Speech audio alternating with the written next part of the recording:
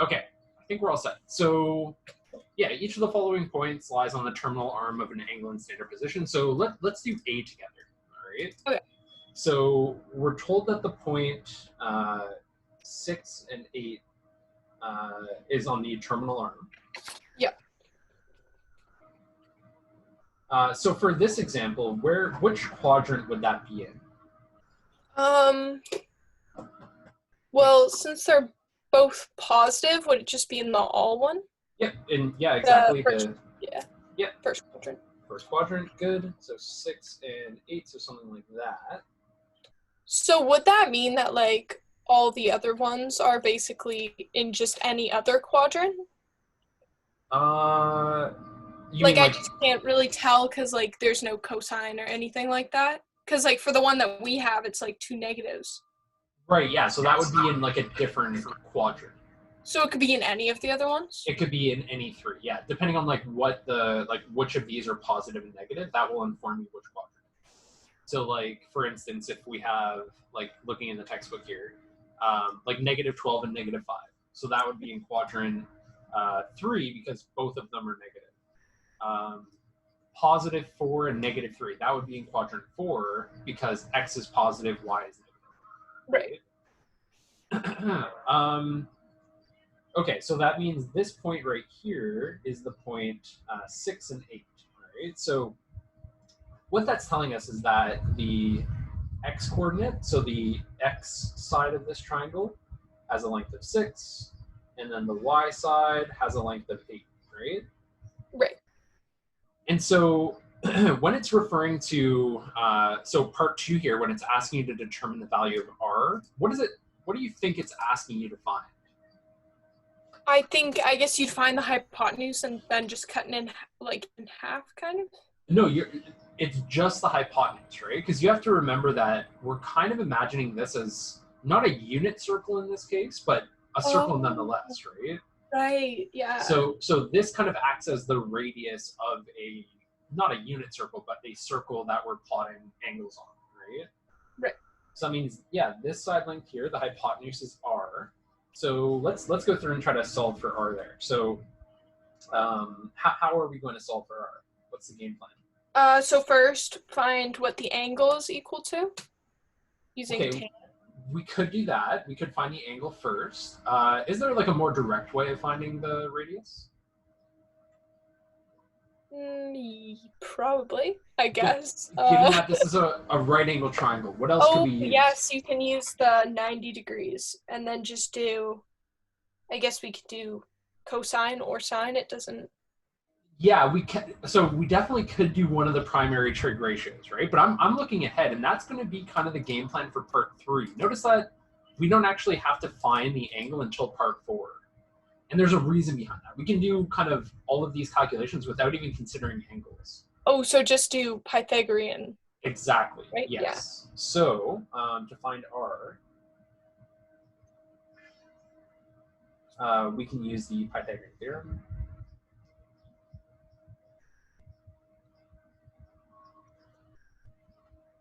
Okay, so r squared equals 6 squared plus 8 squared. So I'll do this on my end. If you do it on your end, I just got to go run and grab my calculator, and then we'll compare answers.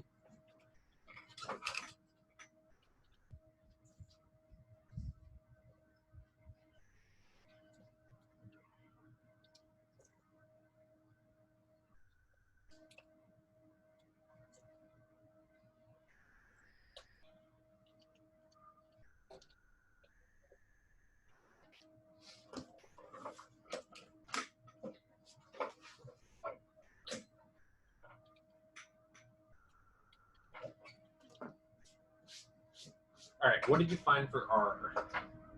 Here, I've almost got it. Oh, I got 10. Yep, good, yeah. 10, excellent. Okay, so that means we found our radius, right? Imagining this is a circle, really we just found the hypotenuse of this triangle, but that is our r value. Right. So r is equal to 10. Good, good. So that's part 2 out of the way. Now, part 3, we're going to look for the primary trig ratios for the angle. Now, because we're dealing with a right angle triangle, we know that our angle is tucked in here, the one that we're interested in, right? Yep. And so, okay, so there's our angle. Looks good. So when it's asking for the primary trig ratios, what are we looking for? We're looking for like the special triangles. Well, special triangles are when we have, like, would this form a special triangle when we have side lengths of 6, 8, and 10? Would that be a special triangle? No. No. So primary trig ratios, essentially what we're looking for is like SOHCAHTOA. So we're looking for sine of the angle, cosine of the angle, and tan of the angle. Oh, right, yeah. Okay, so primary trig ratios.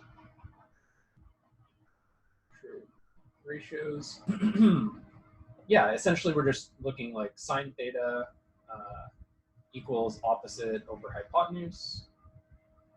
Cosine theta equals adjacent over hypotenuse. And tan theta equals opposite over adjacent. And that's always true. Like whenever you see in a question that you're looking for the primary trig ratios, really you're just looking for a fraction. Like sine theta equals some fraction. Cosine theta equals some fraction, right? We're not solving for the angle. That's going to be in part 4. All we're doing is we're getting an idea of what each of these fractions is going to be, right? What opposite over hypotenuse is going to be, and so on. So yeah, help me out here. What's sine theta going to equal? So that is going to be 8 over 10. Very good. And can we reduce that? Yes, it would be like 4 over 5. Very good. Yep. Then 6 over 10, yep. Which is going to be 3 over 5. Good. And then 8 over 6, which will be 4 over 3. Nice. Excellent. And there's our trig ratios, right? So as soon as we find each of these, we don't have to do any work for that. It kind of just comes from the triangle, right? But now you kind of see, hopefully you see the wisdom behind why we had to find the hypotenuse in the first place, right? Yeah. We could have gotten tan right away because we know that we're dealing with like 6 and 8. So we would have gotten tan immediately without finding the hypotenuse, but in order to get sine and cosine, we actually had to find the hypotenuse first, and then we were able to calculate the ratio. Right? Okay, so far so good? Yeah. Awesome. Now for part 4, we're nearly done. Now we actually have to find the angle, right? And we saw this during class today. So do you have a favorite trig ratio, sine, cos, or tan? Which one do you want to use? Tan. Tan sounds like a plan. And I actually agree with tan, and I'll explain why in a second. So tan of theta equals 4 over 3.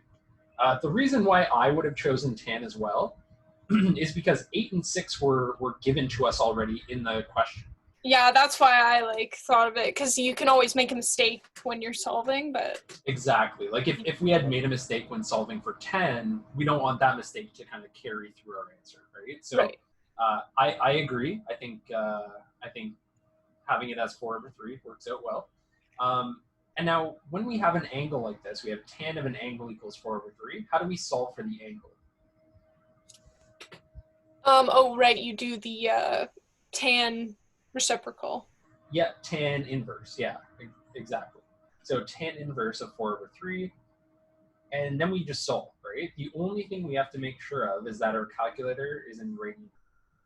Make sure cal is in radian.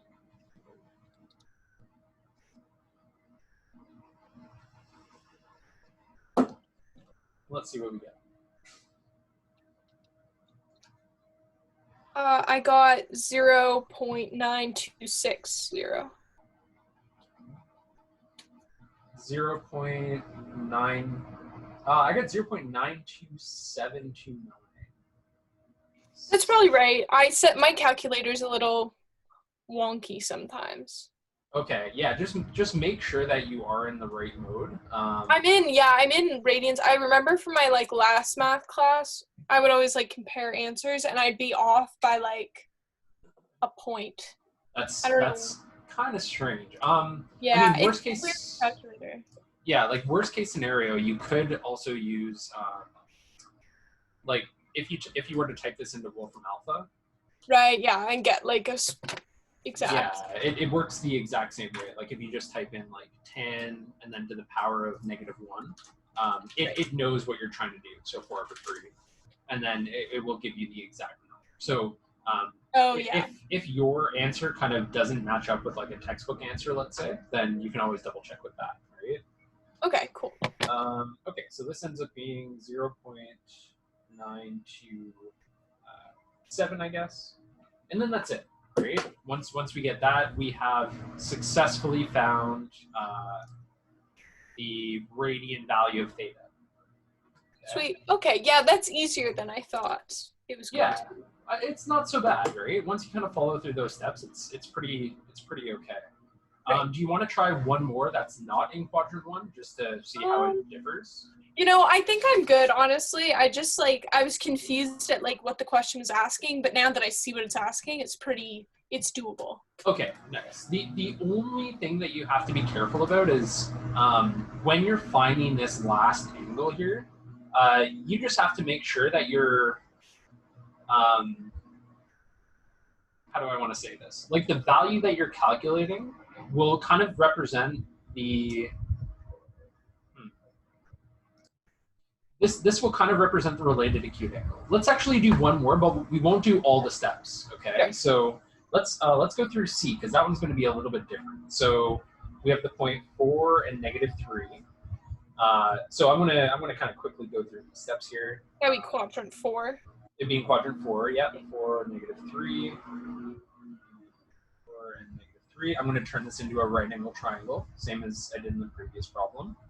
So this has an x value of 4 and a y value of -3, which means let's quickly find our r value. So r squared is equal to 4 squared plus -3 squared.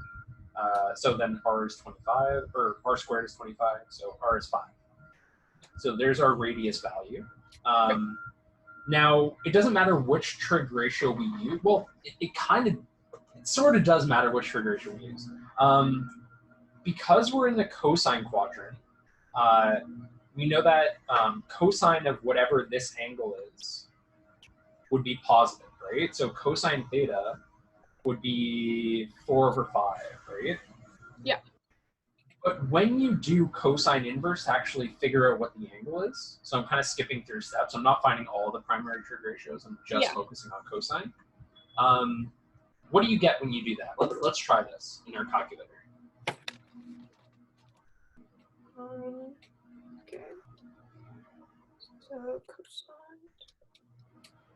I got 0.6435. Nice, very good. Yep, that's what I got. So 0.644, roughly, approximately. Now, looking at 0.644, that number, if we quickly convert it to degrees, just to see which quadrant it will be in, so 0.644 times 180 over pi, this is approximately 37 degrees, right? Yeah. Now, which quadrant is 37 degrees? Which quadrant? 1. It's in quadrant 1, right? Or 2. No, you're right. 1. Oh, okay. It's smaller than 90, right? Oh, right. Yeah. So between 0 and 90, therefore, this angle is indeed in quadrant 1. Q1, not theta 1. However, what quadrant is this angle actually in? Quadrant 4. Exactly. So there is a little bit of a discrepancy there, right?